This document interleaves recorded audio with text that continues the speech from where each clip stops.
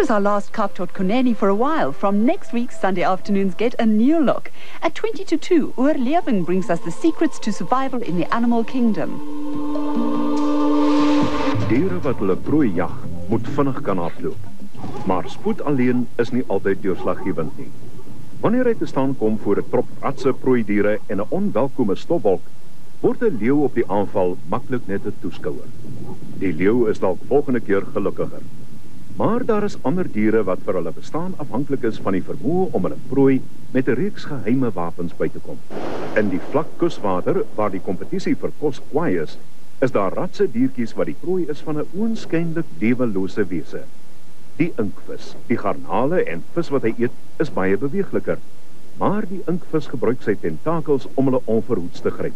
Slinksheid is hier aan die orde van die dag. Want sonder om iets te doen, dryf die inkvis soos 'n dooie ding tot by die niks vermoedende prooi. En wanneer dit binne bereik is, skiet die tentakel blitsvinnig uit. That's the ingenious way in which animals catch their prey in Oorlewing next Sunday at 20 to 2. We stay with the animal kingdom, but this time we travel to Australia, where animals are a bit different. Afsonderlik en anders. Die eerste ontdekkingsreisigers het op 'n land afgekom wat in alle opsigte verskil het van enigiets wat hulle geken het. 'n Land wat van die trope tot aan die Antarktiese See strek. Die hele geaardheid van die landskap was vir die Europeërs vreemd, oud, verweer, tot op die been gestroop. Kraters deur meteoriete gevorm het die gevoel van 'n wrede wêreld versterk. Die eindelose, dorre vlaktes het vyandig gelyk vir mense wat gewoond was aan die sagte, groen landskappe van Europa.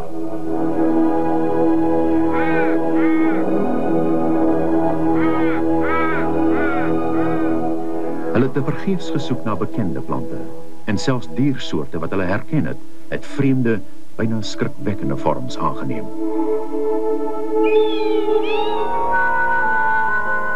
Some of the strangest animals in the world are found in Australia.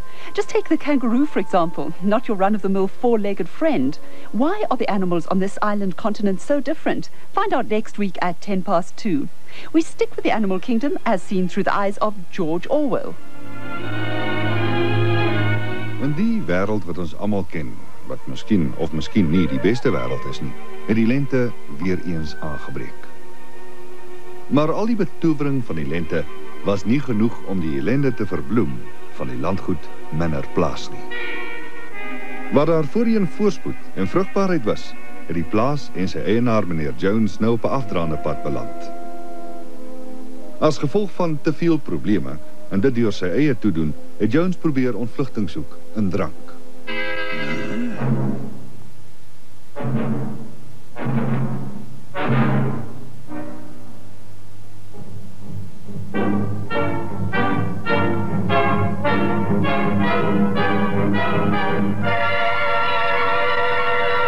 Die landgoed het nou aan die diere behoort en hulle het nie op hulle laat wag om alles te vernietig wat hulle aan die gehate meneer Jones herinner het nie.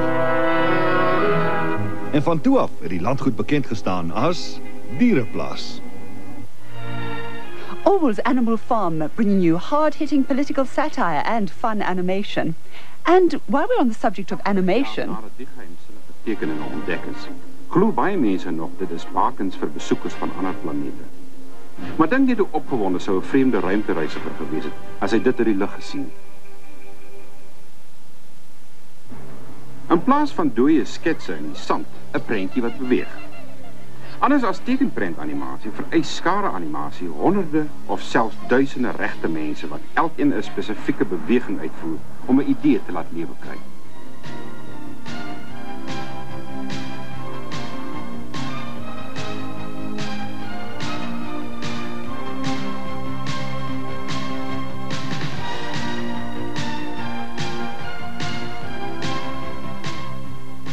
Skare-animasie is in werklikheid 'n unieke kunsvorm. Dit skep 'n eenheidsgevoel na binne en dit span oor ideologiese en kultuurgrense. That's fascinating animation of the human variety next Sunday at 4:10. To wrap up, here's another run-through of the week's new look. Oorlewing brings you a look at the secret weapons of the animal kingdom. How they survive is one thing, but how they got there in the first place is something else. Travel to Australia and find out. And just when you thought that animals were clever enough, but definitely not political beasts, along came George Orwell's Animal Farm with some great animal animation. And in Japan, the focus is on human animation. Find out how it's done in next Sunday's New Look transmission. Soundtrack for our next program may be heard on Radio 2000.